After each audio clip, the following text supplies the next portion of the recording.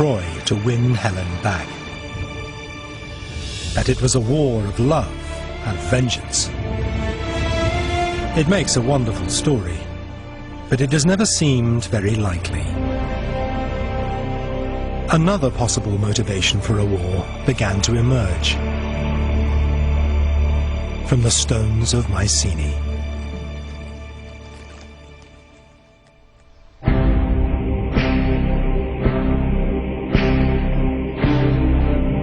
That motivation was greed.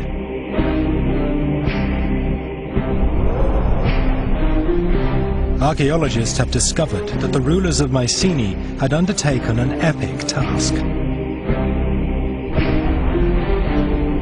to build mighty new walls, to transform their citadel. There's a massive rebuilding program. A whole new section of the citadel is added, almost doubling the size of the fortified area. To complete the work, Louise Schofield believes they would have needed great wealth. Supplies and food for an army of workers. And the latest technology to work with. Bronze. The sophisticated, heroic palace civilization that you see spread across the mainland of Greece would have demanded huge resources. You had a palace here with your dependents, you'd have your army to feed. These civilizations here really depended on wealth.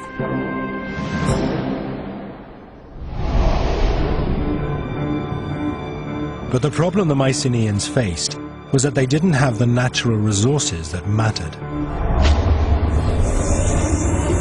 They had no tin to make bronze weapons and tools. Nor did they have gold. Their civilization was greedy for this wealth, and they had to get it somehow. If these independent Mycenaean kingdoms were to band together to undertake an expedition like that to Troy, they're not going to be doing it for honour or for the love of a beautiful woman. They're going to be doing it because they want something. And what they're going to want over there really is access to wealth.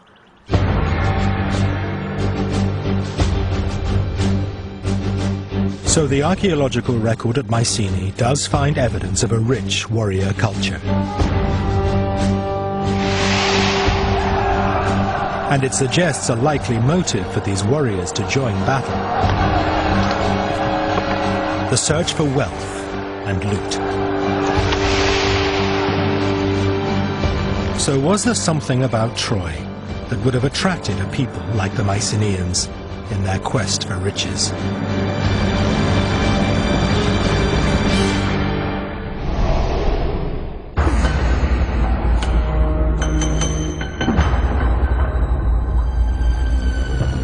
A discovery on the seabed further down the coast from Troy hints at an answer. In 50 meters of water, a shipwreck. Archaeologist Jamal Pulak was called to investigate. Going down there and seeing rows and rows of these copper ingots was just absolutely unbelievable. We're extremely excited. And the more we looked around, the more was available, and it was quite apparent that we were dealing with a very, very large major wreck of the Bronze Age. There were enough metal ingots to make 11 tons of bronze. The cargo that the ship was carrying is by far the largest assemblage of Bronze Age goods found anywhere.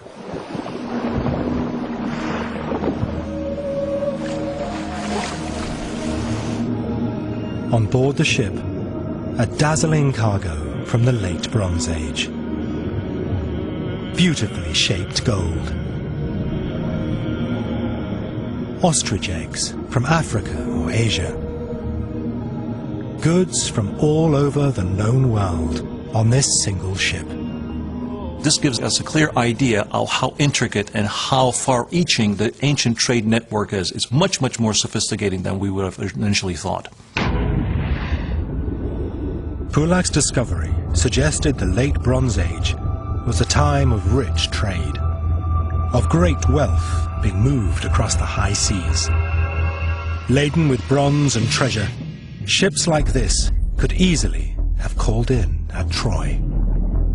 These ships were obviously sturdy enough and capable enough to be able to sail northward into the Aegean and onto Troy. Discoveries like these beg the question, was there something special about Troy's position in these trade routes that might have attracted the attention of the Mycenaeans?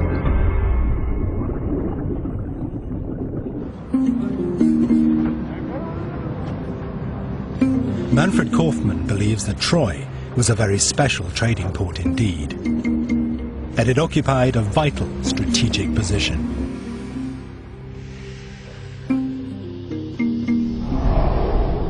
It sits at the edge of the Dardanelles, a narrow channel that separates Europe and Asia. Today, it's a vital trade route. And Kaufmann believes it was important 3,000 years ago. Now it is the straits which are so narrow here that everything you could expect of contact between Asia and Europe should have passed here. So Troy could have benefited from this special geographic situation, and I think that's why it is so big in comparison to other sites. In this area there's no site as important as Troy.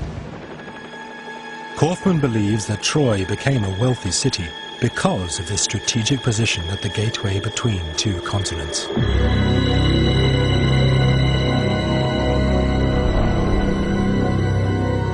So it seems Troy was a very desirable city, desirable to the Mycenaeans because of its wealth.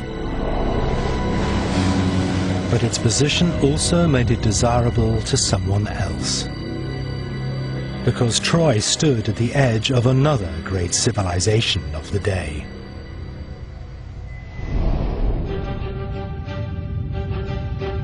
They were called the Hittites. Their empire covered much of the territory of modern-day Turkey. The Hittites were a superpower of the late Bronze Age. They'd sacked the ancient city of Babylon and fought the mighty army of the pharaohs to a standstill. But the Hittites have also left behind clues about what really might have happened at Troy.